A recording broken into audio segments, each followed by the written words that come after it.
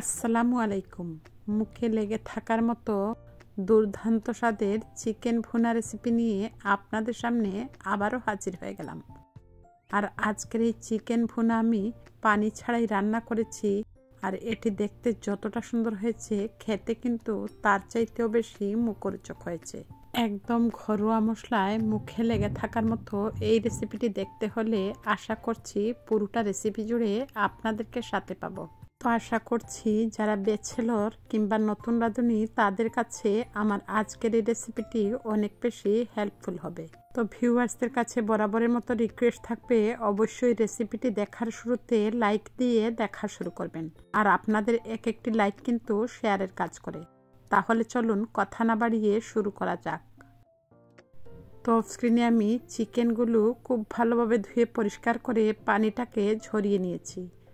এবং চিকেনটা রান্না করার জন্য আমি এখানে 1 টেবিল চামচ করে আদা পেস্ট এবং রসুন পেস্ট নিয়েছি। আর নিয়েছি 1.5 কাপ পেঁয়াজ কুচি, নিয়েছি রিফাইন অয়েল, আর নিয়েছি 1 চা চামচ করে মরিচের গুঁড়া এবং ধনিয়া গুঁড়া এবং 1/2 চা চামচ হলুদের গুঁড়া। তো এখানে 1 কেজি চিকেনের জন্য আমি আস্ত গরম মশলা নিয়েছি, 3টি তেজপাতা, 6-7 টুকরো করে দারুচিনি এবং এলাচি, লবঙ্গ এবং গোলমরিচ নিয়েছি 6-7 টুকরো। তো একটি প্যান আমি অলমোস্ট চুলায় বসিয়ে দিয়ে প্যানটা গরম হয়ে গেলে 1/2 কাপের চাইতে একটু বেশি তেল অ্যাড করে দিলাম। তারপর চুলার আঁচ মিডিয়ামে রেখে তেলটা যখন গরম হয়ে গেছে অ্যাড করে দিলাম গোটা গরম মশলা। তো গরম মশলাটাকে আমি 1 থেকে 2 মিনিটের মতো ভেজে নিব, একদম মিডিয়াম টু লো হিটে। তো বেশি আছে ভাজা যাবে না, এতে করে গরম মশলাগুলো পুড়ে যাবে।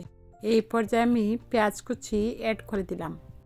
তারপর আমি এতে অ্যাড করে দিচ্ছি আদা পেস্ট এবং রসুন পেস্ট। তো এগুলোকে আমি ততক্ষণ পর্যন্ত ভেজে নিব যতক্ষণ না পর্যন্ত তেলটা উপরে ভেসে আসে এবং মশলার র ফ্লেভারটা চলে যায়। তো দেখুন আস্তে আস্তে ভাজতে ভাজতে আমার পেঁয়াজের ভেতর থেকে পানি আসতে শুরু করেছে এবং পানিটা শুকিয়ে যাওয়ার পর যখন তেলটা ভেসে উঠবে ততক্ষণ পর্যন্ত ভেজে নিব। তো মিডিয়াম টু লো হিটে আমি 2 থেকে 3 মিনিটের মতো ভেজে নিয়েছি। এবারে দেখুন তেলটা কিন্তু ছাড়তে শুরু করেছে এবং মশলার র ফ্লেভারটা চলে গেছে। এই পর্যায়ে আমি অ্যাড করে দিলাম গুঁড়া মশলা। তারপর আমি স্প্যাচুলা দিয়ে নেড়েচেড়ে খুব ভালোভাবে মিশিয়ে নিচ্ছি। আর যেহেতু মশলাটা দিয়েছি সেজন্য মশলাটা কষানোর জন্য এবং মশলার র ফ্লেভার চলে যাওয়ার জন্য 2 টেবিল চামচের মতো পানি অ্যাড করে দিলাম। তারপর আবার চুলার আঁচটা লোতে করে ঢেকে রান্না করব 2 মিনিটের জন্য। ফিরে আসলাম 2 মিনিট পর। তো অল্প আছে 2 মিনিট রান্না করার পর দেখুন গ্রেভিটা কতটা থকথকে এবং তেলটা উপরে ভেসে উঠেছে। এই পর্যায়ে আমি আগে থেকে ধুয়ে রাখা চিকেনটাকে অ্যাড করে দিলাম। তারপর আমি স্প্যাচুলা দিয়ে খুব ভালোভাবে নেড়েচেড়ে মিশিয়ে নিচ্ছি, যাতে চিকেনের গায়ে খুব ভালোভাবে মশলাটা ঢুকে যায়। তো এই পর্যায়ে আমি এতে অ্যাড করে দিচ্ছি স্বাদ মতো লবণ। তো আপনারা চাইলে কষানোর মুহূর্তেও কিন্তু লবণটাকে অ্যাড করে দিতে পারেন। তারপর আমি আবারও স্প্যাচুলার সাহায্যে খুব ভালোভাবে মিশিয়ে নিচ্ছি। এই অল্প আছে কষিয়ে কষিয়ে আমি রান্নাটা করে নিব। তো নেড়ে ছেড়ে আবারও আমি মিডিয়াম টু লো হিটে 10 মিনিটের জন্য ঢেকে রেখে দিয়েছিলাম। তো ফিরে আসলাম 10 মিনিট পর। দেখুন চিকেনের ভেতর থেকে কতটা পানি উঠে এসেছে। তো আমি এই উঠে আসা পানি দিয়েই কিন্তু পুরোটা চিকেন রান্না করে নিব। আর যেহেতু এটি ব্রয়লার চিকেন সেজন্য সেদ্ধ হতে খুব একটা সময় লাগবে না। তো এই পর্যায়ে আমি ঢাকনা দিয়ে ঢেকে রেখে দিব চুলার আঁচ মিডিয়ামে করে 5 মিনিটের জন্য। ফিরে আসলাম 5 মিনিট পর। দেখুন চিকেনের ভেতর থেকে কতটা পানি উঠে এসেছে। আর ইন টোটাল এই 15 মিনিটের ভেতরে কিন্তু চিকেনটাও সেদ্ধ হয়ে গেছে। তো যেহেতু আমি ভুনা ভুনা করব সেজন্য এই চিকেনের পানিটাকে মিডিয়াম টু লো হিটে আবারও 10 মিনিটের জন্য ঢেকে রেখে দিলাম, যাতে চিকেনের পানিটা শুকিয়ে যায়। তো ফিরে আসলাম 10 মিনিট পর। তো চিকেনের স্বাদটাকে বাড়িয়ে দিতে এই পর্যায়ে আমি অ্যাড করে দিলাম ভাজা জিরের গুঁড়ো 1 চা চামচের মতো। তারপর নেড়ে ছেড়ে উপর থেকে অ্যাড করে দিচ্ছি আস্ত কাঁচামরিচ 3 থেকে 4টি। একদম লো আছে আবারও আমি ঢেকে রান্না করব 1 মিনিটের মতো। তারপর আমি একটি সার্ভিং বলে সার্ভ করে আপনাদের সাথে শেয়ার করে নিব। তো আমি একটি সার্ভিং বলে সার্ভ করে নিয়েছি।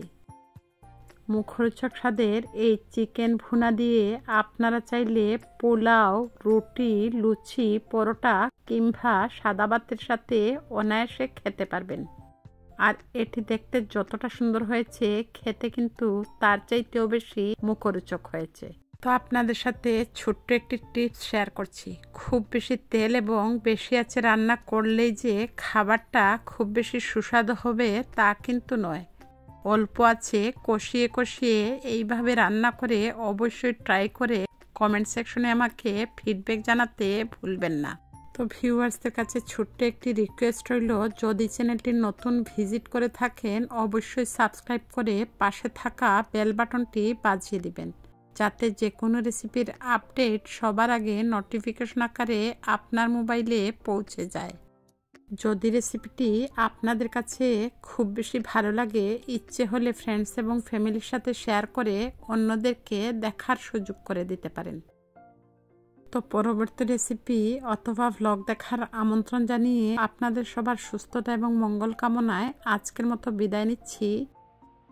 সবাই ভালো থাকবেন, সুস্থ থাকবেন, আর আমার এই ছোট্ট চ্যানেলটিকে এগিয়ে নিয়ে যেতে আমার চ্যানেলটির সঙ্গেই থাকবেন। আল্লাহ হাফেজ। আসসালামু আলাইকুম।